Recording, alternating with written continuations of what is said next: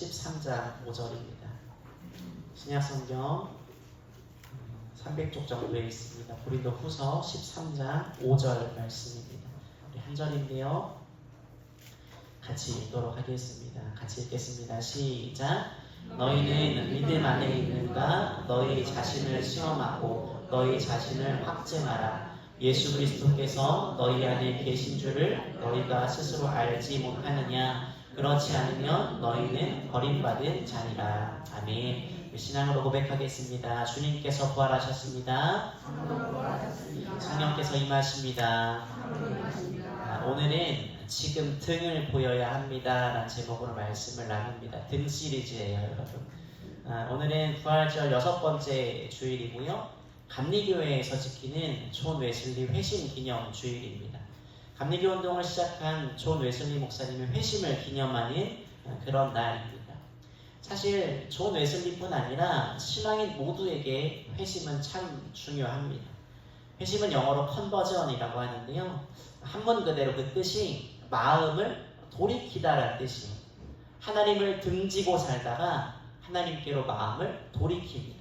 신앙의 진정한 눈뜨는 것, 이것을 회심이라고 말합니다. 성경을 보면 이런 회심을 경험한 사람들이 많이 등장을 하죠. 대표적인 사람이 사도 바울일 것입니다. 예수 믿는 사람을 괴롭히던 한 청년이 환상 중에 예수를 만나게 되었죠. 회심합니다. 온 생명을 다해 복음 전파의 사명을 감당하는 사도 바울이 되죠.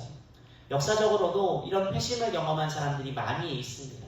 성 어거스틴이라는 사람도 그랬어요. 이 사람이 원래 방탕한 삶을 살았답니다. 그러다가 로마서 13장 11절 자다가 깰 때가 벌써 되었으니 라는 말씀을 듣고 회심하게 됩니다.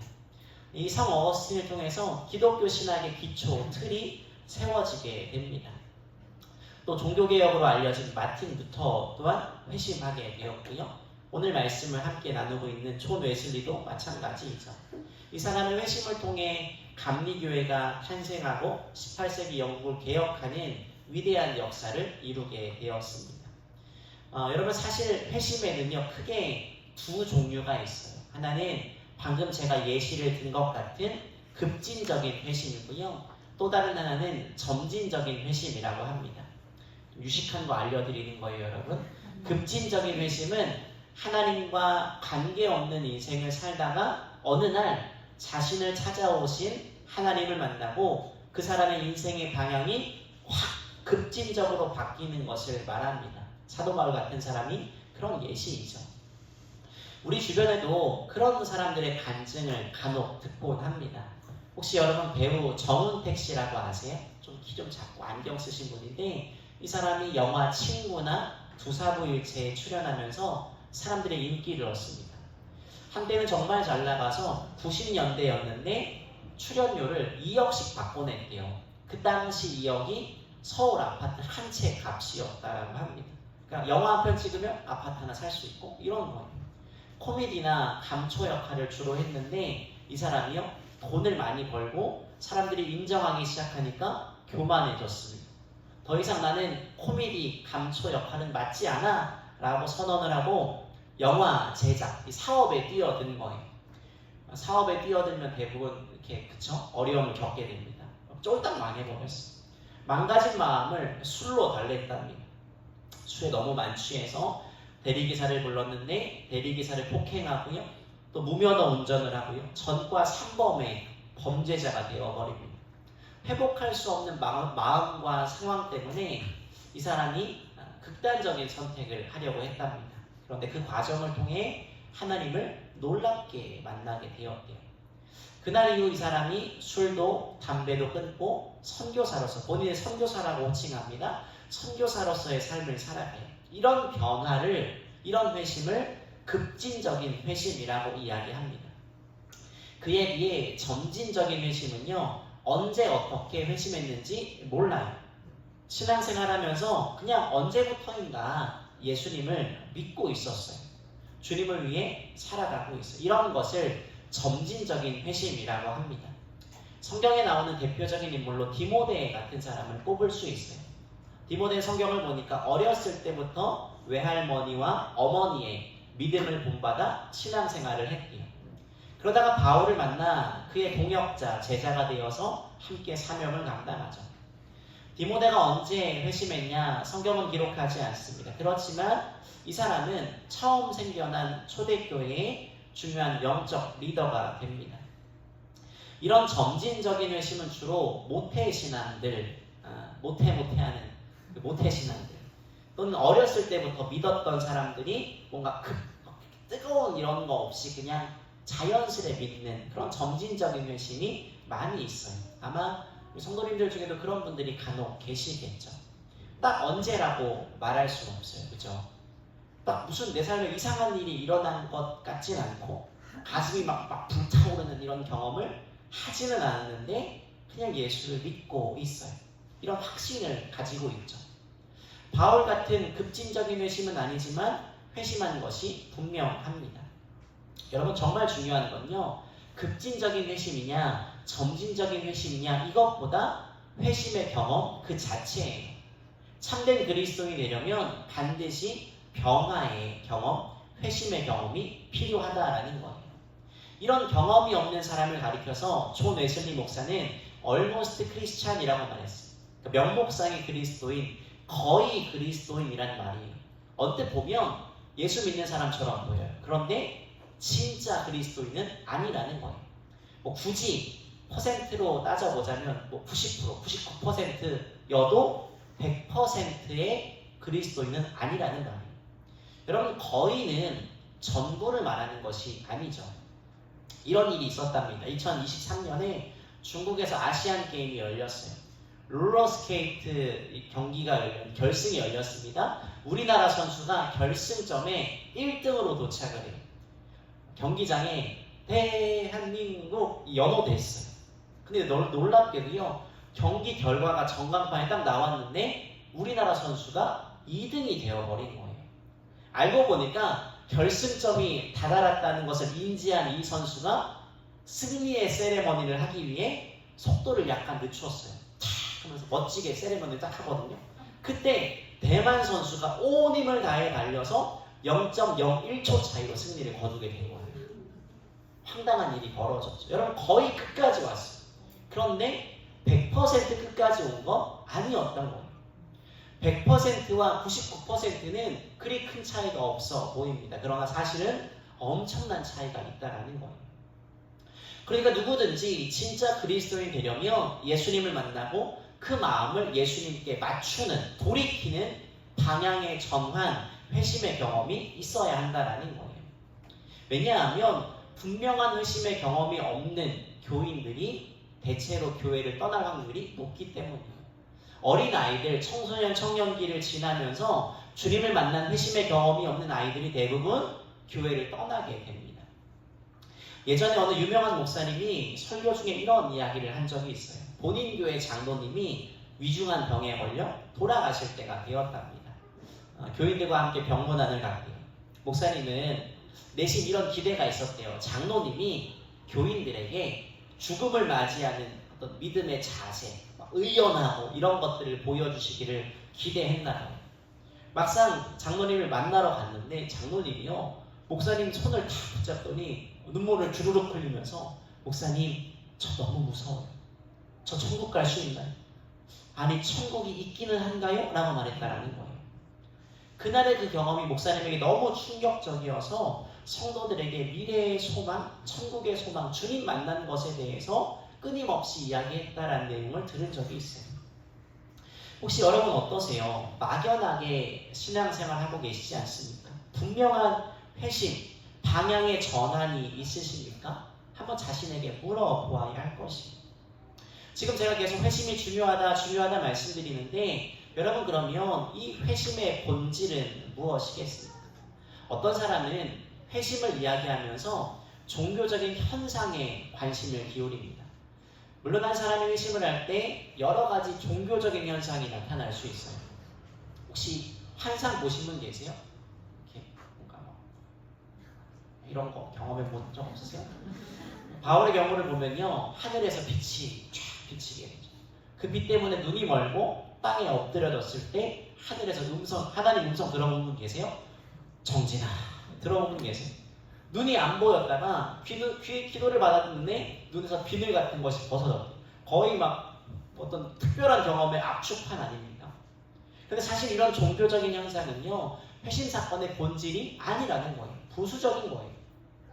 종교적인 경험이나 이상 현실 어떤 현상들을 회심의 본질로 보아서는 안 돼요. 왜냐하면 다른 종교에서도 이런 일들은 종종 일어나기 때문이에요.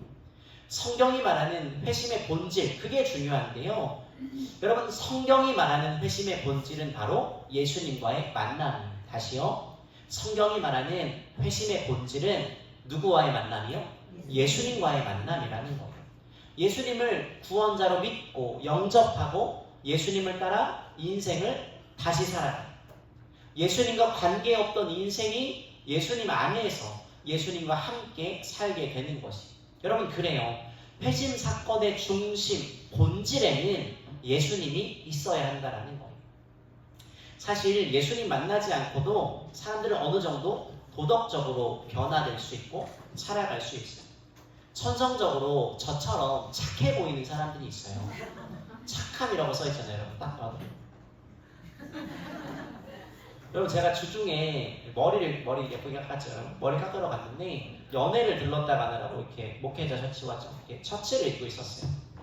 머리 깎는데 오후 한 2-3시쯤 머리를 깎았거든요. 그러니까 미용사분이 궁금했던 거예요. 이 오후 대낮에 정장을 입고 왜 남자가 들어와가지고 머리를 깎고 있으니까 묻는 거예요. 직업이 뭐예요? 그래서 뭔가 목사라고 말하면 좀 부끄러운 것 같기도 하고 말을 안 하고 있었어요. 여러분, 저 약간 이상한 사람을 보지 마세요. 이러고 있었는데 이분이 얼굴이 참 착해 보이시는데 혹시 종교 쪽 일하시냐고. 저예요. 그런 사람이 있어요. 성경이 아닌 어떤 책을 읽고도 이렇게 살아야지, 변화해야지, 바뀌어야지 결심할 수 있어요. 뜻밖의 어떤 인생의 사건을 경험하고 삶이 전환되는 경우도 있어요. 노력합니다. 그러나 이런 것들은 변화는 변화인데요, 성경이 말하는 회심과는 본질적으로 다르다라는 거예요. 성경이 말하는 성경적인 회심은 예수님의 자녀로 거듭나는 것, 영혼의 새로워짐을 의미합니다. 그래서 사도 바울은 고린도후서 5장에서 그런즉 누구든지 그리스도 안에 있으면 새로운 피조물, 만들어진 존재라고 이야기해요.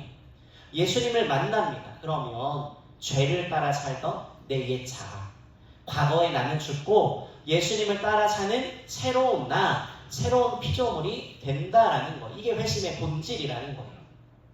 오늘 우리가 읽은 본문은요, 내가 진짜 회심했는지를 어떻게 알 수 있는가를 가르쳐주는 말씀이라고 할 수 있어요. 본문을 보면 사도 바울이 이렇게 말하죠. 너희는 믿음 안에 있는가? 다시 말해서요, 나의 믿음이 참된 것인가? 내가 진짜 회심했는지 너 자신을 시험하고 확증해 보라고 이야기합니다. 공동번역 성경은 이 부분을 조금 더 와닿게 번역을 하는데요, 여러분은 자기의 믿음을 제대로 지키고 있는지 스스로 살피고 따져보십시오.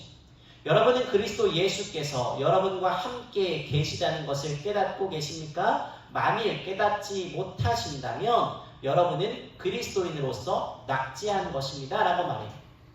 믿음 안에 있는 사람, 자기 믿음을 잘 지키고 있는 사람, 진짜 회심을 경험한 사람에게 나타나는 증거는요, 예수 그리스도께서 내 안에 계시다라는 것. 조금 더 쉽게 공동번역은 뭐라고 말해요? 예수님이 나와 함께 계시다라는 것을 확신하는 사람이에요. 그러니까 믿음이 있는 사람은 예수님이 나와 함께하는 사람이라는 거예요. 그것을 확신하는 사람이에요. 급진적인 회심이든 점진적인 회심이든 예수님이 지금 나와 함께 하시는구나 라는 것을 믿는 사람은 참된 믿음의 사람, 오늘 언어로 표현하자면 회심을 경험한 사람이라고 할 수 있어요. 자, 이제 물어야겠죠. 여러분, 지금 여러분에게 예수님이 함께 하십니다. 믿으십니까? 이 믿음이 있어야만 참된 믿음의 사람이라는 거예요. 존 웨슬리에게 이 회심의 경험이 있었고 그것을 기념하는 날인 거죠. 여러분, 웨슬리는 원래 믿음의 사람이 아니었어요. 어렸을 때 종교에 관심이 크게 없었답니다. 물론 어머니 수산나로부터 신앙의 교육을 받기는 받지만 마음에 주님을 진정으로 믿지 않았대요. 대학 생활을 할 때까지 세상죄에 붙들려 살아갔다고 합니다. 그러다가 대학을 졸업하고요, 인생의 진로를 결정해야 되는데 본인이 원해서가 아니라 부모님의 권유로 성직자가 되기로 결심해요. 근데 기왕 될 거라면 좋은 성직자가 되어야 성공의 사제가 되거든요. 성공의 사제가 되기로 결심하라고 아침과 저녁으로 기도하고 매 주일 성찬을 받고 말과 행동에서 죄를 짓지 않으려고 노력했대요. 1729년에 동생을 비롯한 몇 명의 사람들과 홀리클럽이라는 신앙의 단체도 만들었어요. 여러분, 이 사람들이 모여서 뭐 했냐면요, 성경을 읽었고 주에 2회 이상 금식을 했고요, 가난한 사람들을 찾아가서 구제하고 감옥의 죄수들을 찾아가 전도했답니다. 이때 주변 사람들이 이 사람들을 규칙쟁이, 영어로 메도디스트라고 말하는데 이게 나중에 감리교회라는 이름이 돼. 여러분, 이렇게 열심히 살아갔어요. 참 좋아 보이는데 문제는요, 이런 온갖 종교적인 노력에도 불구하고 웨슬리가 본인의 영혼이 공허했대요. 구원의 확신도 없었고 내적 기쁨도 없었고 주님이 나와 함께 하시는구나 라는 것을 믿지 못하며 살았대요. 웨슬리의 일기에 나오는 내용이에요. 그래서 이 사람이 자신의 구원을 위해서 미국 선교사로 지원을 하게 됩니다. 배를 타고 미국으로 가는데 갑자기 많이 들어보신 이야기죠. 큰 풍랑을 만나게 돼요. 죽음의 공포로 벌벌 떨게 되었습니다. 놀랍게도 한쪽에 몇 명의 사람들이 함께 모여 찬송을 불렀대요. 시편을 낭독하면서 조금도 두려워하는 기색 없이 그 풍랑을 마주하고 있었대요. 웨슬리가 그 모습에 충격을 받고 풍랑이 지난 뒤에 물었대요. 두렵지 않았습니까? 그들이 그렇게 말했대요. 조금도 두렵지 않았습니다. 웨슬리가 이들의 대답을 듣고 부끄러워졌대요. 자기는 지금 선교사로 가고 있는데 죽음을 두려워하는 모습에 자신과 비교가 되었기 때문이죠. 이 사람들이 그 유명한 모라비안 교도입니다. 웨슬리가 2년 정도 미국에 도착해 사역을 하는데 설상가상으로 실패해요. 본인의 잘못으로 어떤 구설수, 스캔들에 휘말리게 되거든요. 도망을 칩니다. 영국으로 돌아오는데 공교롭게도 영국에 돌아오는 배에서도 풍랑을 만나요. 또 두려워합니다. 그러면서 이렇게 외쳤대요. 나는 지금 저 신대륙의 인디언들을 구원하기 위해 아메리카로 갔다. 그런데 나를 구원할 분은 누구인가? 이 불신앙의 악한 마음에서 나를 건져줄 분은 누구인가? 라고 탄식했대요. 웨슬리가 참된 믿음을 영국으로 돌아와 찾기 시작합니다. 그러다가 1738년 5월 24일이죠. 올더스케이트 거리에서 있었던 모라비안 교인들의 기도회에 참석하게 돼요. 그때 한 사람이 마틴 루터가 쓴 로마서 주석 서문을 읽고 있었는데 그 내용이 이런 내용이었대요. 믿음은 우리 안에 계신 하나님의 역사에 하나님의 도우심이라는 것. 하나님의 역사가 우리를 변화시키고 우리를 새롭게 탄생시킨다라는 거였어요. 그 내용을 듣는 순간 그의 일기에는 내 마음이 이상하게 따뜻해지는 것을 느꼈다라고 말했어요. 그러면서 그리스도만 믿고 있으면 주께서 내 죄를 다 거두어 가시고 나를 죄와 사망의 법에서 건져주셨음을 믿는 확신을 마침내 얻게 되었다라고 쓰고 있어요. 여러분, 웨슬리는 뭐라고 말하냐면 예수님이 나의 구원자라는 것이 믿어졌대요. 예수님이 내 죄를 용서해 주셨다라는 확신을 얻게 되었대요. 그 순간 마음이 뜨거워지게 된 것입니다. 웨슬리는요, 여러분 신앙생활하면서 많이 듣잖아요. 예수님이 우리의 모든 죄를 다 해결하셨습니다. 십자가에 다 가지고 가셨습니다. 처음 들었을까요? 수없이 들었을 거예요. 그런데 그날 그게 처음으로 믿어졌다라는 거예요. 웨슬리가 이날의 경험이 너무 특별했나 봐요. 그래서 여러 차례 간증을 하고 다닙니다. 회심을 경험하고 닷새가 지난 후에 제임스 허튼이라는 사람의 집에서 기도 모임이 열렸대요. 그 모임에서 웨슬리가 간증을 합니다. 불과 5일 전까지 나는 그리스도인이 아니었습니다 라고 말했대요. 선교사로 갔다 왔고 성직자인데도 불구하고 뭐라고 말해요? 나는 얼마 전까지 믿음 없는 사람이었습니다 라고 말했다라는 거예요. 그동안 그는 믿기 위해 애를 쓰며 살았어요. 그런데 믿어지지 않았죠. 그런데 그날 저녁 올더스케이트 거리에서 믿음이 그에게 주어졌습니다. 자기 노력이 아니라 주어졌다라는 거예요. 그러니까 여러분, 믿음도 구원도 다 내가 노력해서 얻는 게 아니라 전적인 하나님의 은혜라는 거예요. 우리 아까 찬양할 때 하나님의 은혜 찬양했잖아요. 전적인 하나님의 은혜로 주어졌다라는 거예요. 웨슬리는요, 나 오늘부터 믿어야지 하고 믿은 게 아니에요. 믿어졌다라는 거예요. 그래서 믿음은요, 능동태가 아니에요. 수동태예요. 믿어지는 거예요. 신학자들은 그래서 믿음을 하나의 신비이고 하나님의 은혜라고 표현합니다. 여기 앉아 계신 성도님들도 마찬가지 아닙니까? 나 믿어야지. 오늘부터 나 믿어 라고 100번 말하면 믿어집니까? 아니잖아요. 믿어진 것 아니죠. 주님이 어느 날 갑자기 여러분에게 찾아오셨잖아요. 기도하는 중에 오셨을 수도 있고, 말씀을 듣는 중에 오셨을 수도 있고, 일상을 살아가다가 오셨을 수도 있고, 믿어지도록 찾아오셨다라는 거예요. 놀라운 신비를 경험하고 살아가고 있다라는 거예요. 그러니 여러분, 바라기는 이미 얻은 이 경험을 소중히 여기시고 붙잡으시기를 간절히 소망하며 축복합니다. 혹시나 우리 중에 아직 이 분명한 믿음이 없다면 믿어지는 역사가 일어나기를 간절히 소망하며 축복합니다. 우리 아까 김은옥 권사님도 기도하셨지만 우리 청년 세대, 다음 세대 아이들에게도 이 믿어짐의 역사가 있어서 주님 떠나지 않기를 간절히 바랍니다. 여러분, 그러면 이 거듭남, 회심을 얻기 위해 우리가 어떻게 할 수 있을까요? 물론 방금 말씀드린 것처럼 이것은 주님이 주셔야지만 얻을 수 있는 거예요. 주님이 이 믿음을 주셔야 합니다.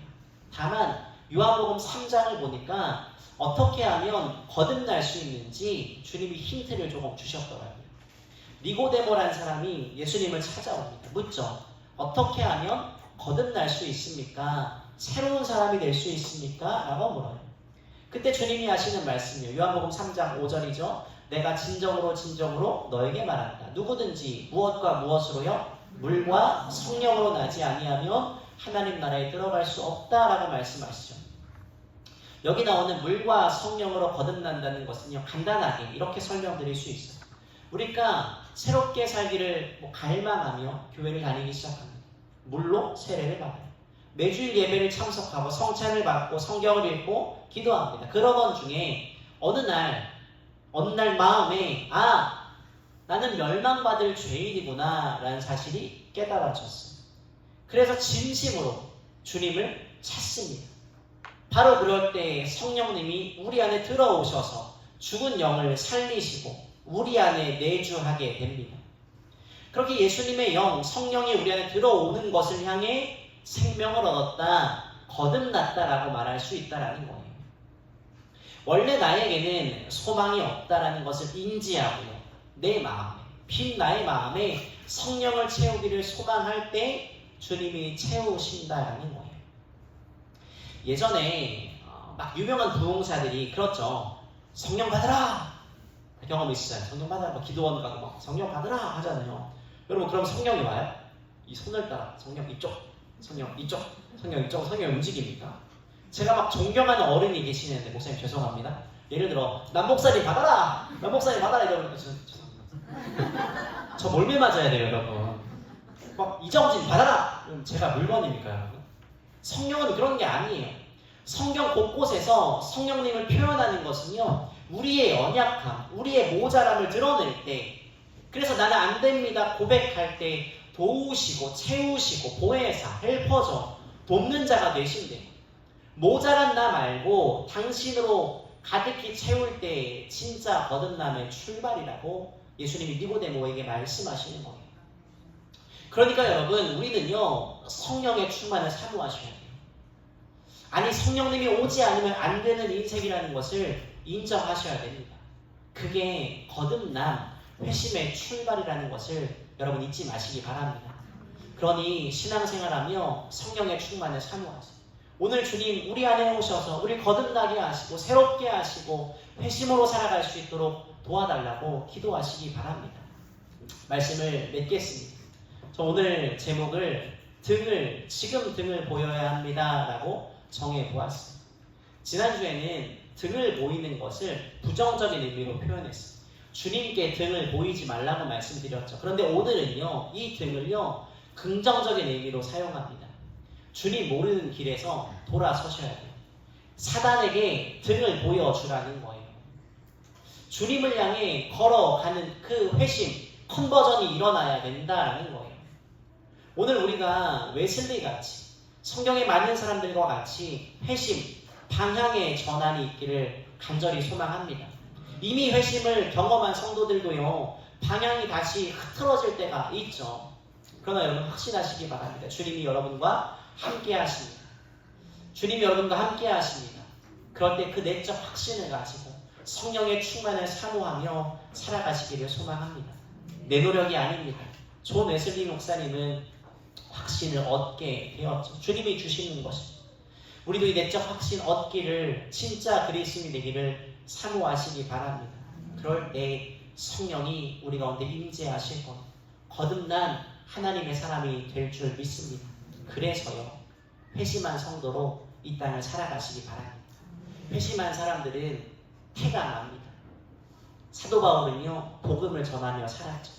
모태 신앙이었던 디모데 역시도 할 수 있는 최선을 다해 교회를 세워가는 사람이 되었습니다. 존 웨슬리 역시 회심 이후 열심히 살아갔습니다. 여러분, 감리교인들을 향해서요, 당시 사람들이요, 가슴이 뜨거운 사람이라고 불렀대요. 제가 감리교 신학대학교에 들어갔을 때 우리 교수님들, 선배들이 구호처럼 외친 게 있는데, 머리는 차갑게, 가슴은 뜨겁게 라는 말이었어요.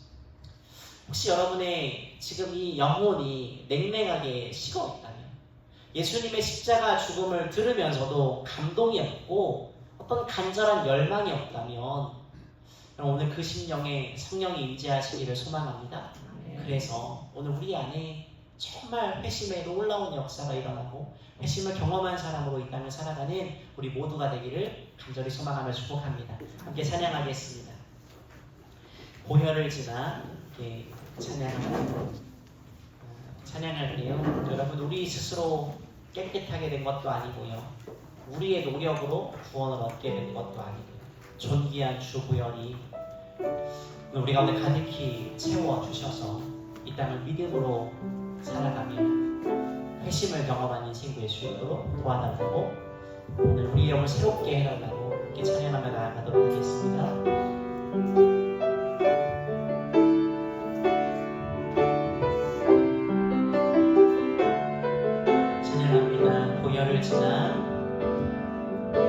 보혈을 지나 하나님 품으로, 보혈을 지나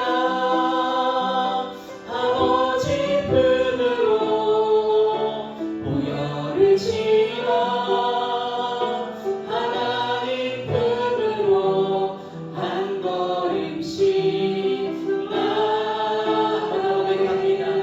보혈을 지나, 보혈을 지나 하나님 품으로, 보혈을 지나 아버지 품으로, 보혈을 지나 하나님 품으로 한 걸음씩 나. 주님, 우리 영을 새롭게 하여 주시옵소서.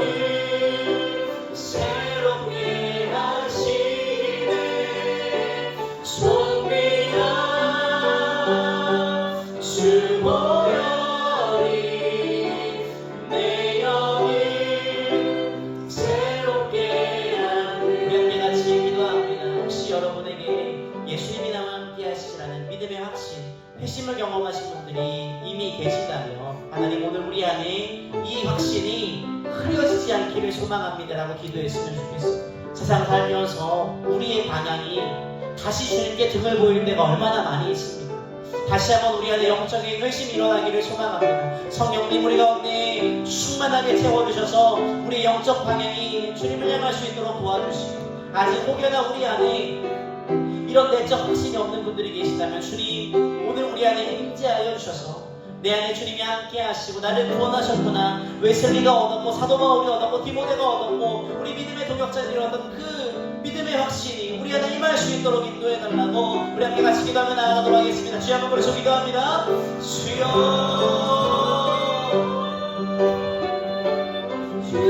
하나님 기도합니다. 하나님 내적인 확신이 믿음을 소망합니다. 하나님 내 믿음이 있기를 소망합니다. 주님 하나님 우리 안에 하나님 영적 건강을 일어나기를 소망합니다. 우리가 주님 하나님을 도와주시고 내 안에 주님이 함께 하시는 것을 영원히 생각할 수 있도록 주님의 오심을 인도하여 주시옵소서. 하나님 감사합니다. 주님 우리 안에 하나님의 확신이 있게 도와주시고 하나님을 분명하게 할 수 있도록 도와주시옵소서. 우리 믿음을 도와주시고 마음을 도와주시고 어디 주님 하나님을 도와주시옵소서. 오늘은 하나님 우리 아침을 위하여 하나님 주님의 기만을 영원히 용서하여 주시고 하나님 내 주님을 위해 주님의 찾아보면서 내 정확신이 영원히 될 수 있도록 하나님의 오심을 인도하여 주시옵소서. 주님 하나님 주님 역사하시고 함께하여 주옵소서. 하나님 오늘 우리가 회심에 관한 말씀을 나누었습니다. 주님이 우리 안에 있는가 함께 하시는가 확인해보라 말씀하시는데 회심을 경험한 수많은 사람들은 그 안에 주님이 함께 하시는 것을 확신하며 살아갔습니다. 오늘 우리가 우리의 믿음을 다시금 돌아봅니다. 우리가 정말 확신을 있게 회심을 경험한 사람인지 그리고 이미 그 경험이 분명한 사람들이 있다면 우리의 마음을 강하게 붙들어 주시옵소서. 우리의 방향이 다시금 주님이 아니라 다른 것을 향할 때가 너무나 많음을 고백합니다. 주님께만 회심이 일어나야 하는데 세상 것에 죄악된 것에 욕망에 회심이 일어날 때가 많이 있습니다. 하나님 용서하여 주시고 성령님 오늘 우리 가운데 좌정하여 주셔서 내 안에 소망이 없사오니 우리의 영을 정결하게 하시고 새롭게 하시고 거듭남의 놀라운 은혜를 경험할 수 있도록 인도하여 주시옵소서. 혹여나 우리 안에 신앙생활을 참 오래 했는데 아직 이런 내적 확신이 없는 사람들이 있다면 주님 그 빈 마음에 찾아가 주시고 주님이 우리 안에 함께 하시고 우리를 구원하셨음을 그 믿음을 얻을 수 있도록 성령님 함께하여 주시옵소서. 그래서 이제 이 땅을 살아간 우리가 거듭난 인생으로 회심을 경험한 인생으로 살아갈 수 있도록 성령님 도와주시옵소서. 주님을 기대합니다. 예수님의 이름으로 축복하며 기도합니다. 아멘.